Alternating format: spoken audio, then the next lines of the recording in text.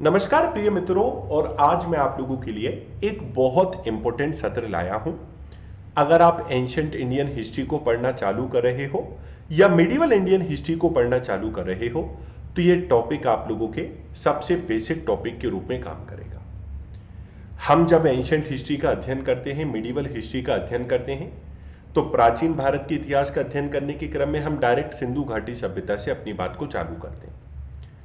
लेकिन मित्रों, इतिहास के किसी भी छात्र को हिस्ट्री की अंडरस्टैंडिंग के लिए सबसे पहले उसके सोर्सेस के बारे में पढ़ना चाहिए, उसके स्रोतों के बारे में पढ़ना चाहिए। और हमें यह भी पता होना चाहिए कि कौन कौन से सोर्सेस होते हैं हिस्ट्री को रिकंस्ट्रक्ट करने के लिए। पुरातात्विक साक्ष्य और उसके साथ साथ साहित्यिक साक्ष्य, इनका कंट्रीब्यूशन क्या होता है हिस्ट्री को रिकंस्ट्रक्ट करने में, इनकी लिमिटेशंस क्या होती है, इनकी सीमाएं क्या होती हैं। क्या चाणक्य के अर्थशास्त्र की भी कोई लिमिटेशन है? क्या मेगास्थनीज की इंडिका की भी कोई लिमिटेशन है? या राजा समुद्रगुप्त के बारे में, गुप्त वंश के जो राजा समुद्रगुप्त थे उनके बारे में जो हमें हरिशेन नाम के विद्वान की प्रयाग प्रशस्ति किताब मिलती है, क्या उसकी कोई लिमिटेशन है? तो हिस्ट्री के जो सोर्सेस रहते हैं मित्रों, हमें अपने प्राचीन अतीत के बारे में जिन स्रोतों से पता लगता है उनकी भी कुछ खासियतें होती हैं, उनका कुछ योगदान होता है हिस्ट्री को रिकंस्ट्रक्ट करने में, और उनके साथ साथ उनकी कुछ कमियां भी होती हैं, उनकी लिमिटेशन भी होती है। मित्रों, चाणक्य के अर्थशास्त्र को पूरे भारत ने केवल एक लिटरेरी सोर्स के रूप में ही नहीं मित्रों, चाणक्य के अर्थशास्त्र को पूरा भारत आज एक पॉलिटिकल साइंस पे बेस्ड किताब के रूप में आज तक सेलिब्रेट करता है। कई बार आपने फेसबुक पे, यूट्यूब पे मल्टीपल पोस्ट और वीडियोस देखी होंगी चाणक्य के अर्थशास्त्र को जो ग्लोरीफाई हम कर रहे होते हैं।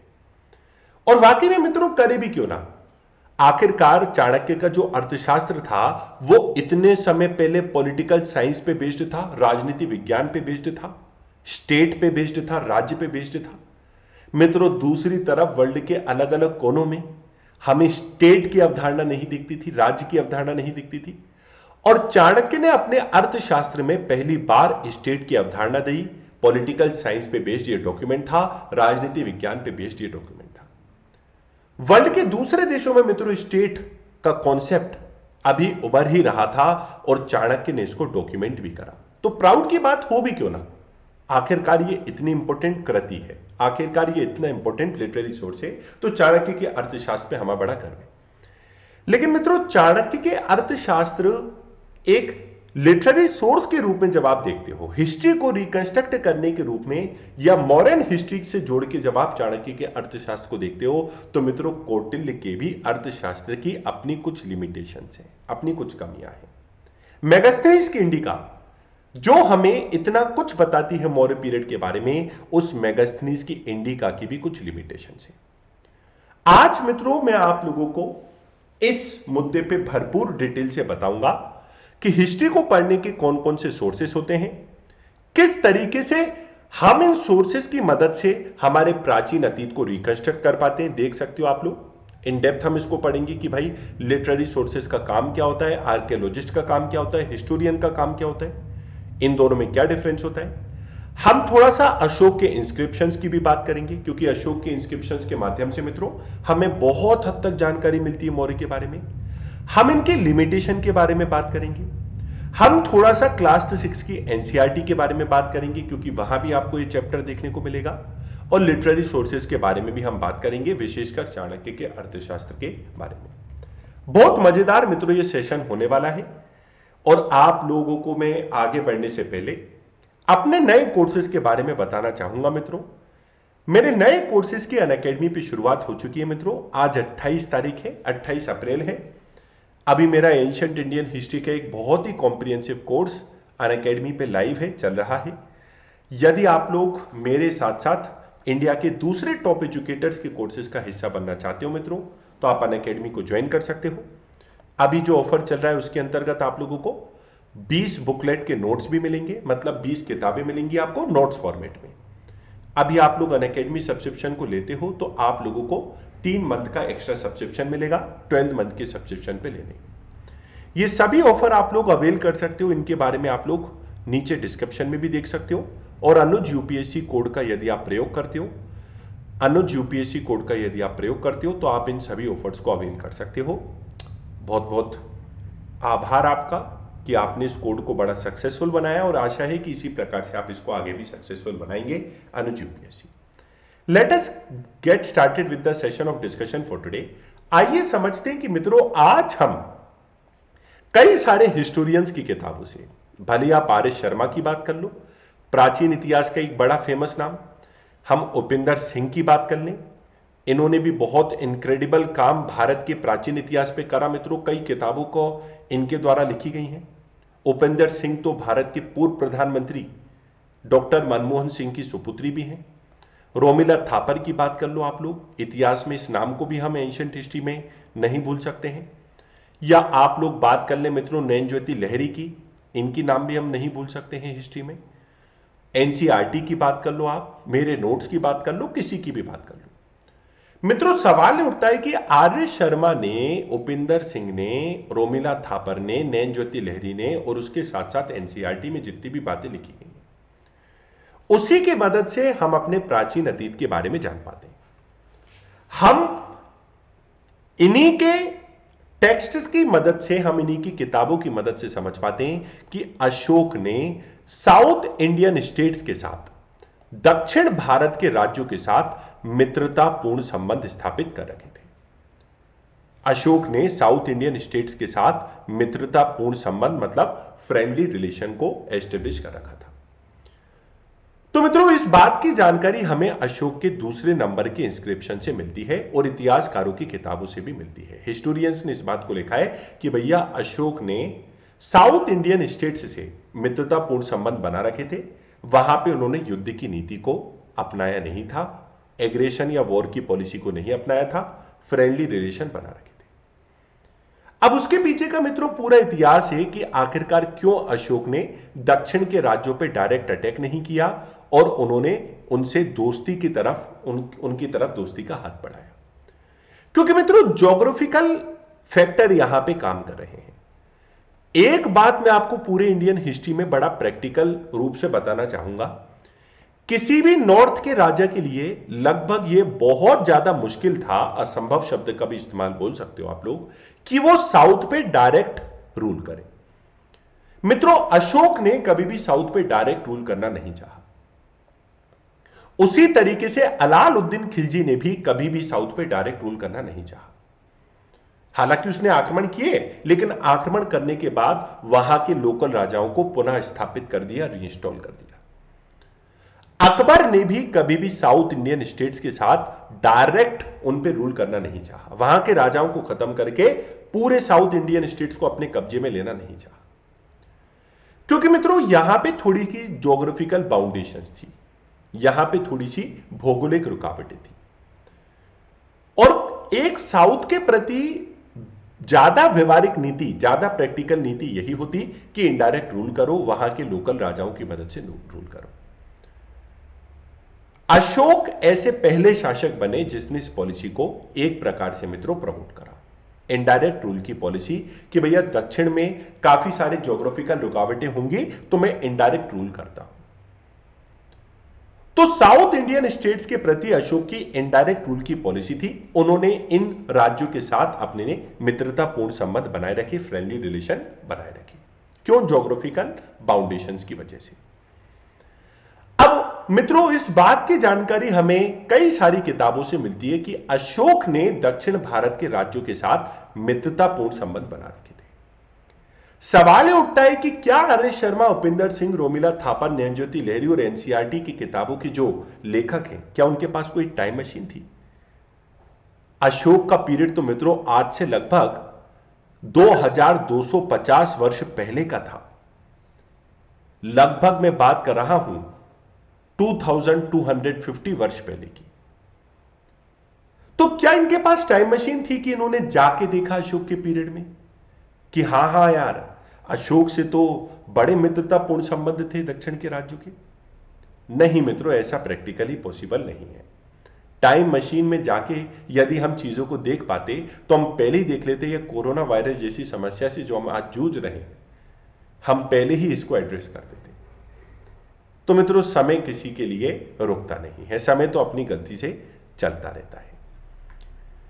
तो अगर इन लोगों के पास टाइम मशीन नहीं थी तो इन्होंने कैसे आज से 2250 ईयर्स पहले की हिस्ट्री के बारे में बताया। और मित्रों 2250 साल तो बहुत ज्यादा समय पहले नहीं है। इंडस वैली सिविलाइजेशन तो लगभग 4500 ईयर्स पहले था। सवाल ये उठता है कि इतिहास की किताबों से जब हम हिस्ट्री को अध्ययन करते हैं तो हमें बहुत सारी चीजें पता लगती हैं, लेकिन इन हिस्टोरियंस को कैसे पता लगा कि कौन सी चीज कब घटित हुई थी और कौन सी चीज किस लेवल पे चल रही थी। अशोक ने दक्षिण के राज्यों के साथ फ्रेंडली रिलेशन बनाए थे या उनके एनिमी रिलेशन थे, ये कैसे पता लगता है इतिहासकारों को। हिस्टोरियंस कैसे हिस्ट्री को रिकंस्ट्रक्ट कर पाते, अपने प्राचीन अतीत के बारे में कैसे जान पाते। तो मित्रों इतिहासकार अपने प्राचीन अतीत के बारे में कुछ हिस्टोरिकल सोर्सेस की मदद से जान पाते हैं। आज मैं आपसे केवल दो सोर्सेस की बात कर रहा हूं, आर्कियोलॉजिकल एविडेंसेस और लिटरेरी सोर्सेस। मित्रों आप लोग इस बात को जानते हो कि चाणक्य के अर्थशास्त्र, चाणक्य का जो अर्थशास्त्र है, आज से लगभग मित्रों ये लगभग 2300 वर्ष पहले की रचना है। 2300 ईयर्स पहले लिखा गया। इसकी मॉडर्न हिस्ट्री में डिस्कवरी होती है 1905 में। देखो मित्रों चाणक्य तो अब इसको लिख के चले गए, लेकिन चाणक्य इसको लिख के चले गए, कुछ वर्षों तक ये अपने कार्य भी करता रहा चाणक्य का अर्थशास्त्र, लेकिन ये धीरे धीरे धीरे धीरे इतिहास के पन्नों में दब गया, जमीन में दब गया। इसकी डिस्कवरी को हमने कब करा? इसकी डिस्कवरी को आधुनिक पीढ़ी ने, मॉडर्न जनरेशन ने 1905 में करा और उन हिस्टोरियन का या उस व्यक्ति का नाम था आर्य शर्मा शास्त्री। तो आर्य शर्मा शास्त्री के द्वारा 1905 में मित्रों अर्थशास्त्र की डिस्कवरी की गई। लगभग 2300 पहले का यह टेक्स्ट था। आज से लगभग 2300 वर्ष पहले का यह टेक्स्ट था। तो इनके द्वारा डिस्कवरी मित्रों की जाती है 1905 के आसपास। तो चाणक्य का अर्थशास्त्र मित्रों मौर्यन हिस्ट्री को बताने में एक बहुत इंपॉर्टेंट भूमिका निभाता है। उसी तरीके से अगर हम लोग मेगास्थनीज की इंडिका की बात करेंगे तो मेगास्थनीज की इंडिका एक बहुत इंपॉर्टेंट लिटरेरी सोर्स है, साहित्यिक स्रोत है, जिसके माध्यम से हम मौर्य पीरियड के बारे में जान पाते हैं। मित्रों आप लोग वैदिक पीरियड की बात कर लो।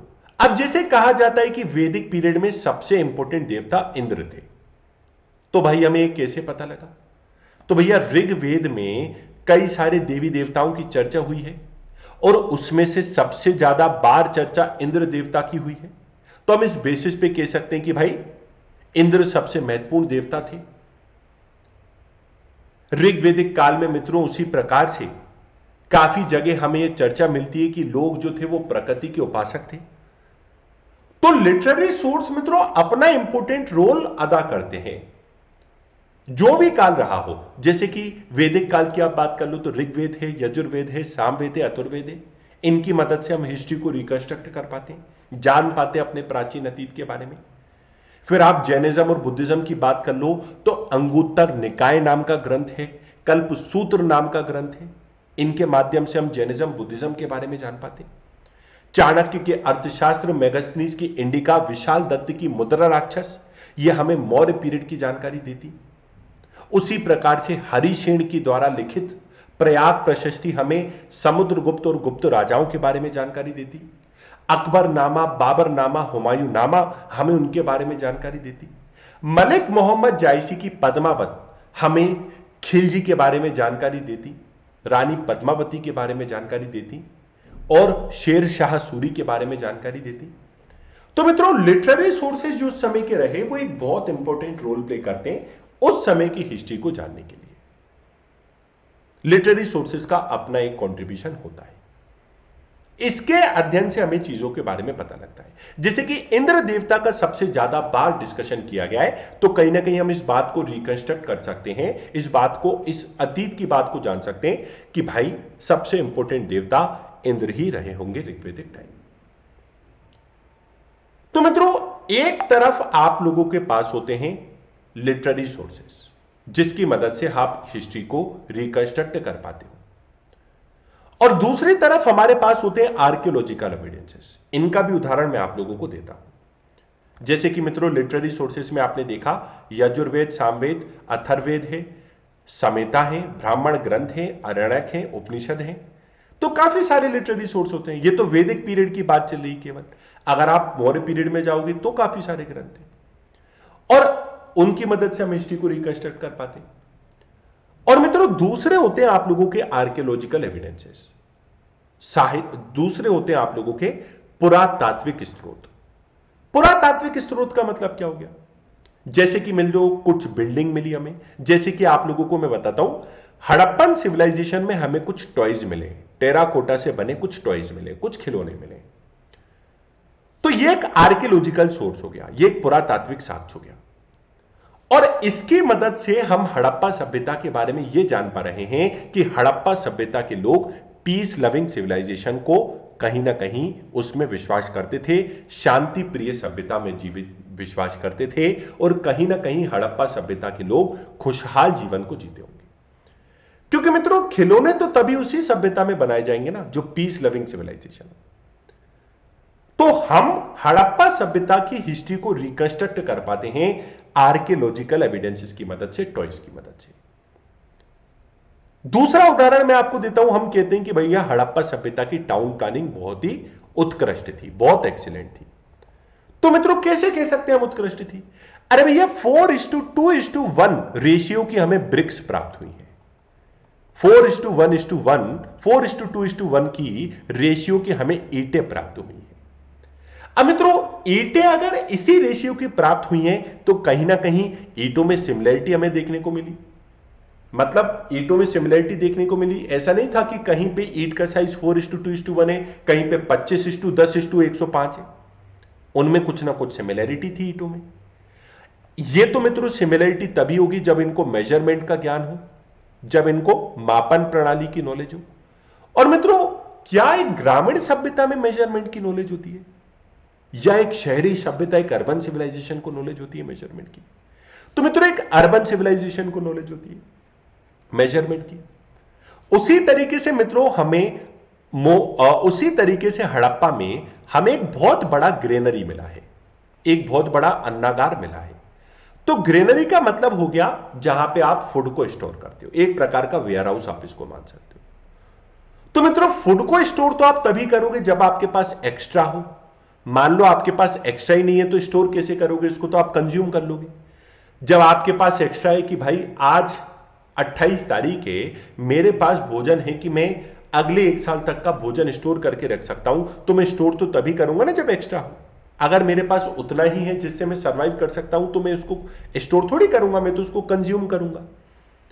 तो हड़प्पा सभ्यता में जो हमें ग्रेनरी मिली है, जो कि एक आर्कियोलॉजिकल एविडेंस है, वो हमें इतिहास के ये पन्ने को खोलने में मदद करता है कि भैया हड़प्पा सभ्यता की अर्थव्यवस्था भी बहुत अच्छी थी, एग्रीकल्चर भी बहुत अच्छा था। उसी प्रकार से मित्रों अशोक के इंस्क्रिप्शंस मिलते हैं। तो अभी आप लोगों ने थोड़ी देर पहले पढ़ा, मैंने आप लोगों को बताया था कि अशोक के साउथ इंडियन स्टेट्स के साथ फ्रेंडली रिलेशंस थे। ये कहां देखने को मिलता है मित्रों, पता है आपको? अशोक के दक्षिण भारत के राज्यों के साथ मित्रतापूर्ण संबंध थे। इस बात की जानकारी हमको अशोकन इंस्क्रिप्शन से मिलती है। मित्रों 1 मिनट आप लोग रुकिएगा।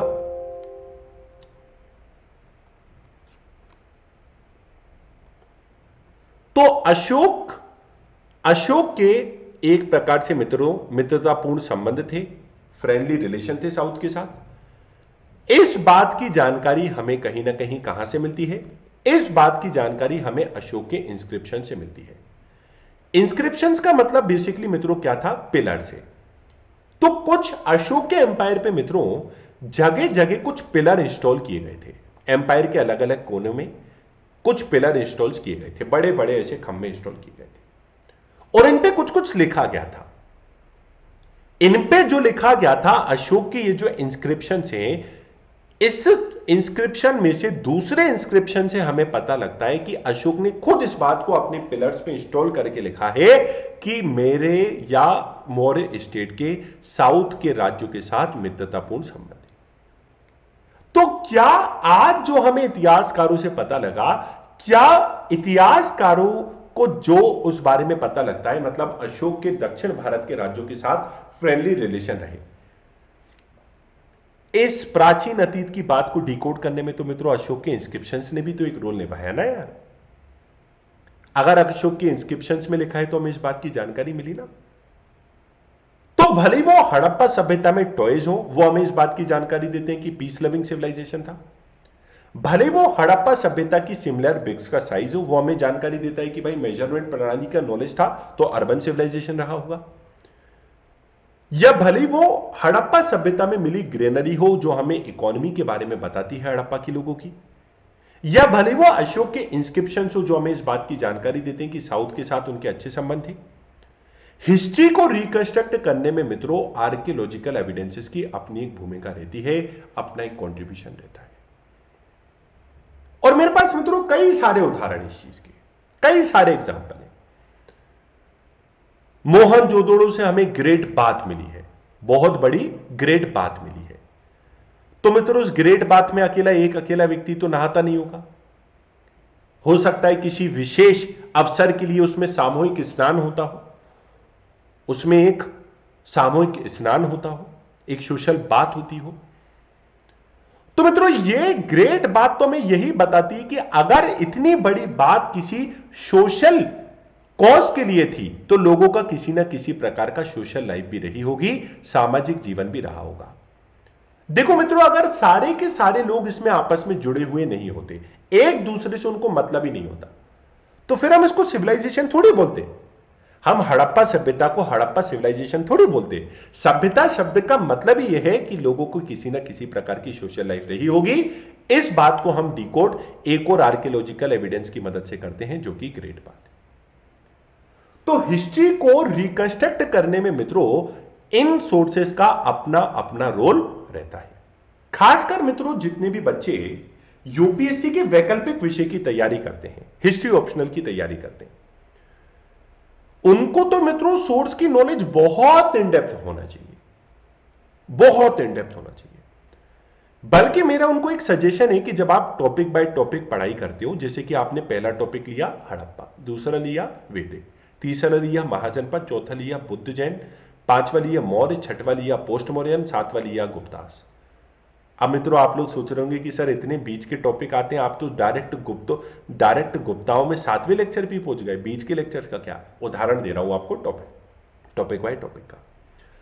तो आप लोगों को ये जो अलग अलग टॉपिक्स दिखते हैं, मेरा आपको ये सजेशन है कि आप लोग हर टॉपिक के सोर्सेस का विशेष रूप से अध्ययन करें। क्वेश्चन बनते हैं ऑप्शनल के लेवल पे, हर समय के सोर्सेस का कंट्रीब्यूशन और लिमिटेशन आपको पता होना चाहिए।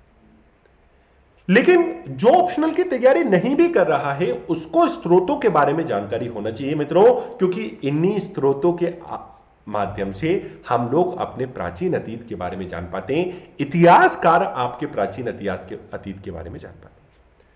तो अभी तक मित्रों मैंने बात करी आप लोगों से इस मुद्दे पे कि आर्कियोलॉजिकल एविडेंसेस और लिटरेरी सोर्सेस किस तरीके से हमारे एंशिएंट पीरियड की हिस्ट्री को डिकोड करने में हमारी मदद करते हैं। इनका अपना मित्रों कंट्रीब्यूशन है।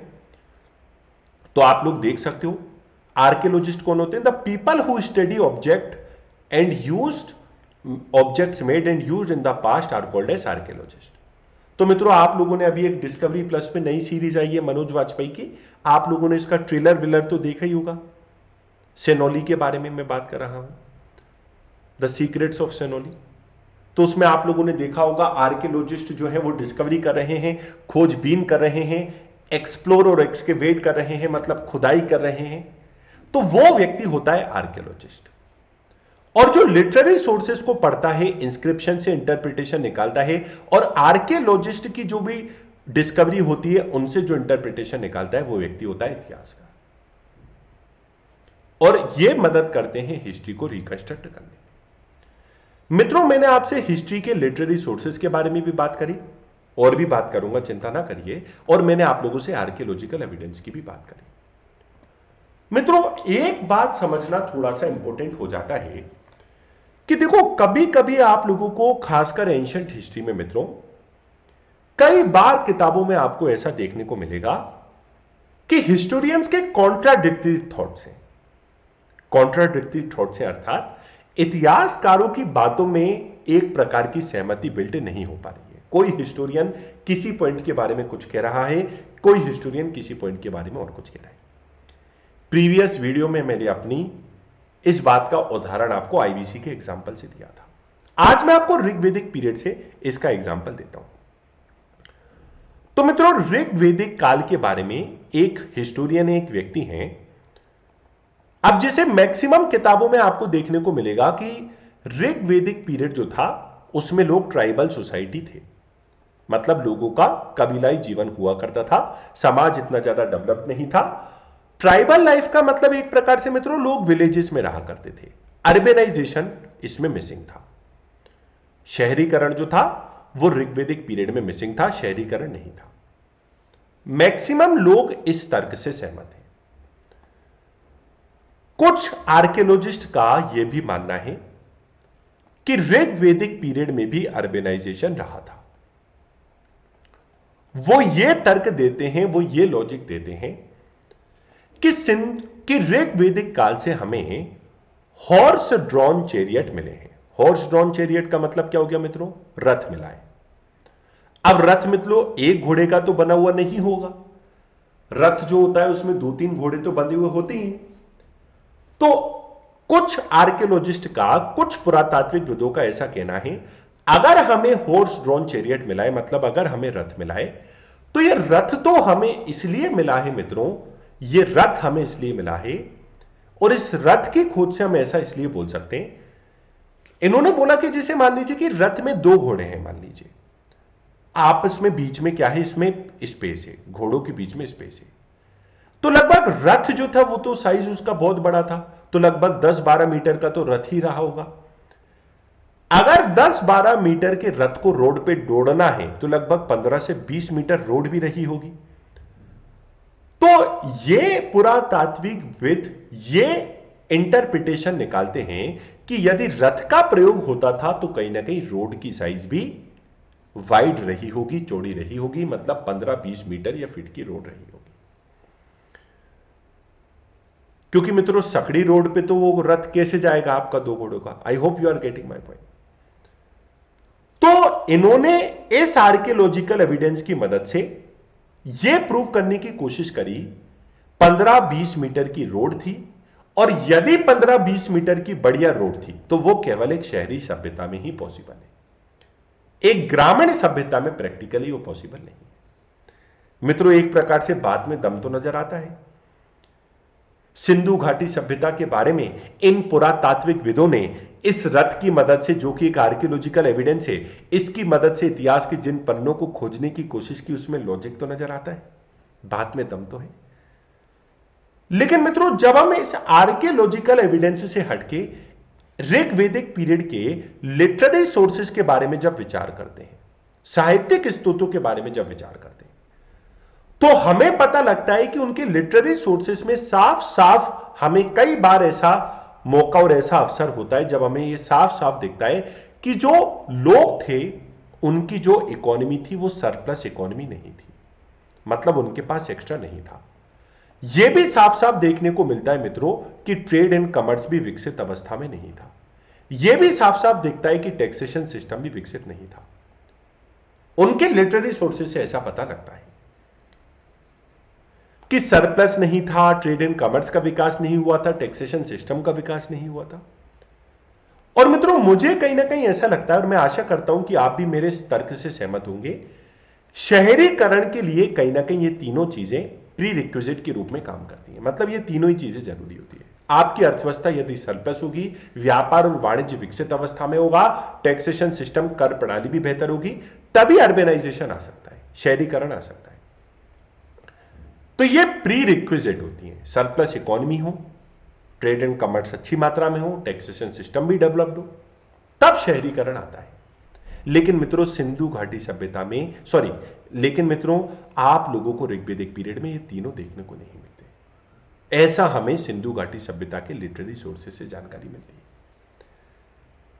एक तरफ जहां पे आर्कियोलॉजिकल एविडेंस ये बोल रहा है कि भैया हॉर्स ड्रॉन चैरियट का प्रयोग था, तो कहीं ना कहीं यहां पे शहरीकरण तो रहा होगा, चौड़ी रोड थी। दूसरी तरफ लिटरेरी सोर्सेस ये बोलते हैं कि सरप्लस इकोनॉमी नहीं थी, ट्रेड एंड कॉमर्स नहीं था, टैक्सेशन सिस्टम नहीं था, तो अर्बनाइजेशन भी नहीं रहा होगा।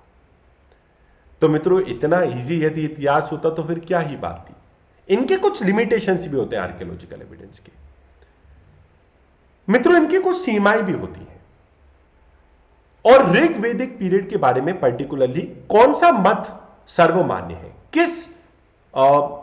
किस मत को ज्यादा स्वीकार किया गया है, किस लॉजिक को ज्यादा स्वीकार किया गया है, तो वो ये वाला लॉजिक है कि ऑर्गेनाइजेशन नहीं था, क्योंकि सरप्लस इकोनॉमी नहीं थी, ट्रेड एंड कॉमर्स नहीं था, टैक्सेशन सिस्टम नहीं था। और आर्कियोलॉजिकल एविडेंसेस की मदद से जिसने अर्बनाइजेशन के तर्क को दिया है, उनका तर्क उतना एक्सेप्ट नहीं किया गया है, रिजेक्ट किया गया है। तो मित्रों, आर्कियोलॉजिकल एविडेंसेस की कुछ लिमिटेशंस होती हैं। उदाहरण के रूप में मैं आप लोगों को एक एग्जांपल देता हूं। देखो, आर्कियोलॉजिकल एविडेंसेस में जैसे कि आईवीसी में बात करें, तो आईवीसी के पीरियड में हमें मेल और फीमेल की डीटीज मिली है, मतलब महिला और पुरुष दोनों देवी देवताओं की मूर्तियां मिली हैं, आइडल्स मिली हैं। उसी के साथ साथ मित्रों, पशुपतिनाथ शिव की भी मूर्ति मिली है, पशुपतिनाथ शिव की भी मूर्ति मिली है। तो इन आर्कियोलॉजिकल एविडेंसेस की मदद से हम बोल सकते हैं कि यार लोगों का कोई ना कोई धार्मिक जीवन तो रहा था, रिलीजियस जीवन तो रहा था। इतनी बात हम रिकंस्ट्रक्ट कर सकते हैं। भाई धर्म होगा तभी तो ये डिटीज मिली ना, नहीं तो ये डिटीज क्यों मिलती? धर्म तो प्रेजेंट था, तब ये मूर्तियां मिली। तो इतना हमने आइडिया लगा लिया कि धर्म प्रेजेंट था। लेकिन मित्रों, इंडस वैली सभ्यता के बारे में देखो, धर्म के दो पार्ट होते हैं, मैं आप लोगों को एक्सप्लेन करता हूं। धर्म के दो पार्ट होते हैं, रिलीजन के दो पार्ट होते हैं। रिलीजन का पहला पार्ट होता है आपका रिचुअल्स वाला पार्ट, और दूसरा पार्ट होता है फिलोसॉफी वाला पार्ट, दर्शन वाला पार्ट, फिलोसॉफी वाला पार्ट। आपने रिचुअल्स वाले पार्ट का तो डिटीज की मदद से या आइडल्स की मदद से या मूर्तियों की मदद से पता लगा लिया कि हां भाई, कहीं ना कहीं सिंधु घाटी सभ्यता के लोग धार्मिक जीवन को जीते थे। धर्म का दूसरा पार्ट होता है दर्शन का पार्ट। जैसे ये आत्मा और परमात्मा के बारे में क्या सोचते थे, ये परलोक और इहलोक के बारे में क्या सोचते थे, दिस वर्ल्ड और दैट वर्ल्ड के बारे में क्या सोचते थे, ये क्या सोचते थे कि मृत्यु के बाद क्या होगा, मृत्यु के बाद ये कैसे जीवन के बारे में सोचते थे। तो मित्रों, इनका जो फिलोसॉफिकल पार्ट है, आत्मा और परमात्मा का मिलाव, मृत्यु के बाद इंसान का क्या होगा, वो सोच जो थी इनकी, जो फिलोसॉफी, जो दर्शन इनका था, वो आप लोग इनकी मदद से, आर्कियोलॉजिकल एविडेंसेस की मदद से मित्रों कैसे रिकंस्ट्रक्ट कर पाओगे। समझ में आ रहा है आपको? वो तो आप लोग जब लिखा होगा तभी उसको बेहतर तरीके से बता सकते हो ना कि यार ये लोग आत्मा और परमात्मा, उनकी सोच में तो जाके आप नहीं देख सकते ना, क्योंकि मेल और फीमेल डिटीज मिली है। इससे ये इंटरप्रिटेशन निकालना आसान है कि रिलीजियस लाइफ रही थी, लेकिन सोचते क्या थे, वो सोच हम नहीं पकड़ सकते जब तक हमारे पास लिटरेरी सोर्सेस नहीं होते। तो मित्रों, ऐसा भी कहा जाता है कि लिटरेरी सोर्सेस और आर्कियोलॉजिकल एविडेंसेस पति और पत्नी की तरह जीवन के दो पहियों के समान होते हैं, और दोनों की मदद से ही इतिहास को डिकोड करा जा सकता है। अगर आपके पास इंडस वैली सिविलाइजेशन में लिटरेरी सोर्सेस नहीं है, तो आप लोग उनकी फिलोसॉफी के बारे में कभी जान नहीं पाओगे। तो आर्कियोलॉजिकल एविडेंसेस की कुछ कमी होती है कि हम पिक्चर तो समझ पाते हैं, लेकिन एकदम क्लियर पिक्चर मित्रों नहीं समझ पाते। एकदम क्लियर पिक्चर हम लोग नहीं समझ पाते।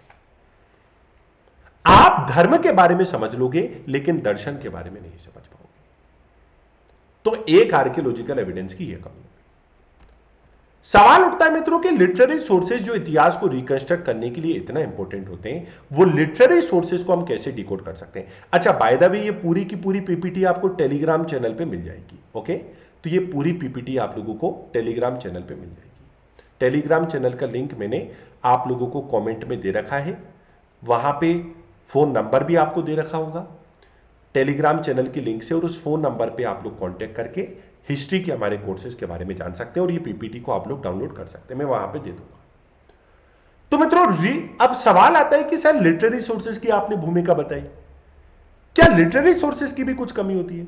देखो मित्रों, चाणक्य का अर्थशास्त्र बहुत इंपॉर्टेंट भारत के इतिहास की रचना है।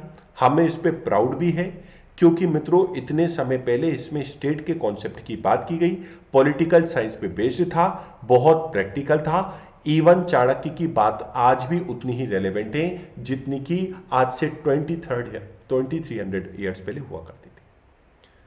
मित्रों चाणक्य ने अपने अर्थशास्त्र में आज से कई वर्षों पहले यह बोल दिया था कि एक देश का पड़ोसी देश, एक नेबरिंग कंट्री, कभी भी उसका दोस्त नहीं हो सकता।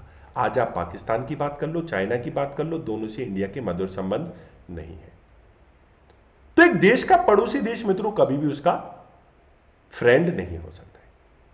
तो चाणक्य का अर्थशास्त्र मित्रों इतनी महान रचना थी, कभी मौका मिला तो मैं एक लेक्चर इसके ऊपर अकेला लाऊंगा। लेकिन मित्रों चाणक्य के अर्थशास्त्र की यह कमी है कि चाणक्य का अर्थशास्त्र का कुछ हिस्सा 323 बीसी मतलब मौर्य पीरियड के पहले लिखा गया, कुछ हिस्सा मौर्य पीरियड के दौरान लिखा गया और कुछ हिस्सा इसका मौर्य पीरियड के बाद लिखा गया।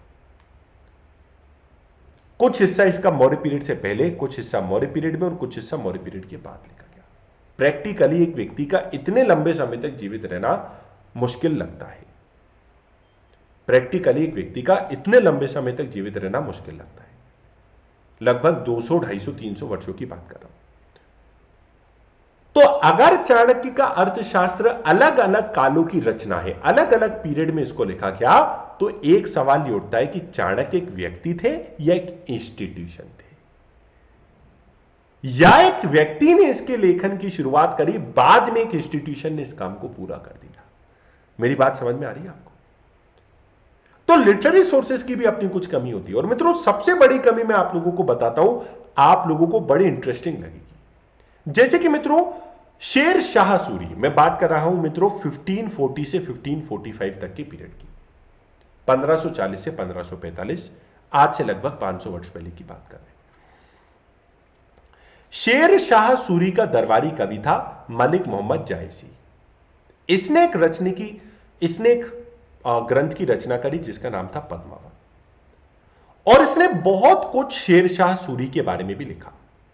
शेर शाह सूरी के बारे में भी ये बहुत सारी बातों को लिखता है। जैसे कि मित्रों शेर शाह सूरी के बारे में एक बात यह भी कही जाती है, ही वाज, एक बार यूपीएससी ऑप्शनल में भी आपसे पूछा गया कि Sher Shah Suri was brave like a lion and cunning like a fox, कि शेर शाह सूरी एक प्रकार से लोमड़ी की तरह चालाक और शेर की तरह बहादुर था।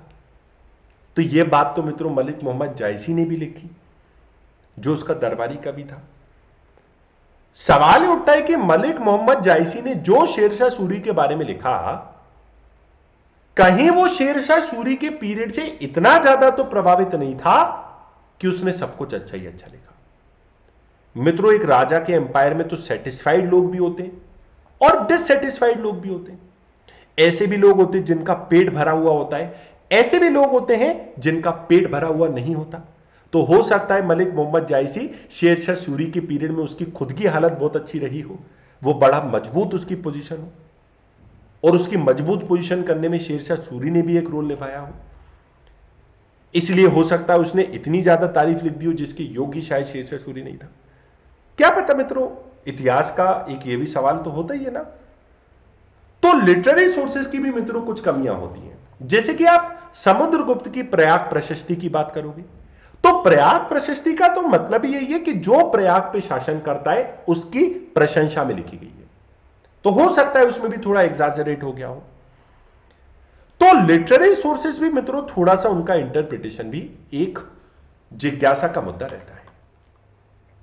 लेकिन मित्रों हिस्ट्री को रिकंस्ट्रक्ट करने में दोनों की ही इंपॉर्टेंट भूमिका रहती है।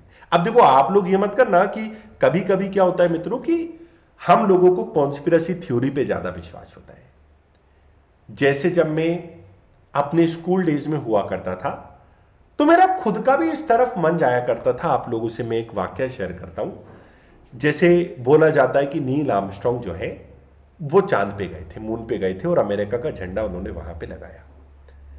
तो हमारे समय की कॉन्स्पिरेसी थ्योरी चलती थी कि भैया चांद पे तो हवा ही नहीं है। जब नील आर्मस्ट्रांग ने झंडा लहराया वहां पे, मतलब जब नील आर्मस्ट्रांग ने वहां पे झंडा लगाया, आज भी यदि आप उसकी गूगल पे इमेज देखोगे तो वो झंडा तो हमें लहराता हुआ दिखता है। जब चांद पे हवा ही नहीं है तो वो लहरा कैसे रहा था? तो कभी कभी जो बिगिनर फेज के बच्चे होते हैं ना, वो कॉन्स्पिरेसी थ्योरी में ज्यादा जाते हैं उनको बाल की खाल निकालना बड़ा मजेदार लगता है। उनकी ऐसी आदत पड़ जाती है कि वो चाणक्य के अर्थशास्त्र के कंट्रीब्यूशन को ज्यादा नहीं पढ़ते, बल्कि उसकी लिमिटेशन को ज्यादा पढ़ते हैं। तो ऐसा भी नहीं कर रहे हैं आपको कि हर चीज को आपके शक की नगाशी देखना है, ऐसा नहीं करना है मित्रों। आप लोगों को, खैर जितने लोग प्रीलिम्स और मेंस का अध्ययन करते हैं, उनको कंट्रीब्यूशन के बारे में ज्यादा पता होना चाहिए। ऑप्शनल लेवल पे आप लोगों को थोड़ा लिमिटेशन के बारे में भी आपकी क्रिटिकल ओपिनियन होना चाहिए। आप लोग प्रीलिम्स और मेंस के लिए तो कंट्रीब्यूशन को ही पढ़ें। तो मित्रों, मैं आशा करता हूं आप लोगों को एक स्पष्टता मिली होगी। आर्कियोलॉजिकल एविडेंसेस और लिटरेरी सोर्सेस कैसे हमें हिस्ट्री को डिकोड करने पे मदद करते हैं। एक तरफ हमने ऋग्वेद यजुर्वेद की भी बात करी, दूसरी तरफ हमने सिंधु घाटी सभ्यता में देवी देवताओं की मूर्तियों की बात करी, ब्रिक्स के मेजरमेंट की साइज की सिमिलैरिटी की बात करी, टेराकोटा से बने टॉयज की बात करी, और ग्रेनरी की भी बात करी, और पता लगाया कि इकोनॉमी की हालत अच्छी रही होगी। और उसके साथ साथ मित्रों हमने बात करी, ग्रेड बात की, जिससे पता लगाया कि लोगों का सामाजिक जीवन भी रहा होगा, इसलिए इसको सभ्यता कहा जाता है। हिस्ट्री को रिकंस्ट्रक्ट करने में यह आपका पहला चैप्टर होना चाहिए। और मित्रों, आप लोग चाहें तो पैरेलल एनसीईआरटी को भी रीड कर सकते हैं, क्लास 12th की एनसीईआरटी और क्लास 6th की एनसीईआरटी भारत के प्राचीन इतिहास के बारे में, जिससे मेरे लेक्चर्स आप लोगों को मतलब बहुत ज्यादा बड़े लेवल पे हेल्प कर पाएंगे। वो बहुत इंपॉर्टेंट होता है मित्रों। तो आशा करता हूं कि मित्रों आप लोगों को आज के लेक्चर में बहुत मजा आया होगा। आप लोगों के फीडबैक का मुझे इंतजार रहेगा। कल 29 तारीख को भी मैं आप लोगों के साथ एक नए सत्र के द्वारा मिलूंगा, आप लोगों की पढ़ाई को इजी करने के लिए। देश मित्रों जिस प्रकार की परिस्थिति से जूझ रहा है, आप सभी उसके बारे में जानते हो। प्लीज आप लोग अपना ध्यान रखिएगा। अभी बहुत नाजुक दौर चल रहा है, मैं आपको बता नहीं सकता हूं, बहुत ज्यादा नाजुक दौर चल रहा है। कई कई लोगों को तब समझ में आता है जब उनके साथ कोई स्थिति घटित होती है। तो घटित नहीं हुई अभी तक तो आप लकी और भगवान से दुआ करो, मैं भी करता हूं कि घटित हो ही। मेरे परिवार में कुछ लोगों को कोरोना हुआ, मेरी खुशकिस्मती रही, सब सही सलामत है, उनकी रिकवरी भी हुई। लेकिन मित्रों वो पूरा फेज एक बहुत बड़े बर्डन का फेज था, मेंटल ट्रॉमा का फेज था। हालांकि हमें घबराना भी नहीं है, लेकिन हमें सतर्कता भी पूरी रखनी है। बहुत नाजुक दौर है, आप अपना ख्याल रखो। और एक छात्र, कभी भी मित्रों छात्र के जीवन में सबसे बड़ी बात होती है कंसिस्टेंसी, निरंतरता। तो निरंतरता ब्रेक करने की आप लोग रिस्क नहीं ले सकते। यदि आप किसी भी बीमारी या किसी वायरस की चपेट में आते हो तो आपकी निरंतरता भंग होगी, 15-20 दिन आपको लग जाएंगे। आप छात्रों, आप ये रिस्क नहीं ले सकते, आपके करियर का दौर चल रहा है ये। तो आप लोग इस बात का ध्यान रखें, और किसी भी प्रकार की मदद सत्रों के रूप में आपको चाहिए तो मुझे जरूर बताएं। और मैं आप लोगों के साथ अनअकैडमी पे मिलने का इंतजार रहेगा मुझे। बहुत बहुत धन्यवाद मित्रों। आप लोगों ने अनुज यूपीएससी कोड को बड़ा एक तरीके से बड़ा, आप लोगों ने अनुज यूपीएससी कोड का बड़ा सक्सेसफुल बनाया, और आशा करता हूं इसी तरीके से बनाते रहेंगे। बहुत बहुत धन्यवाद। जय हिंद, जय भारत। फिर मिलते हैं।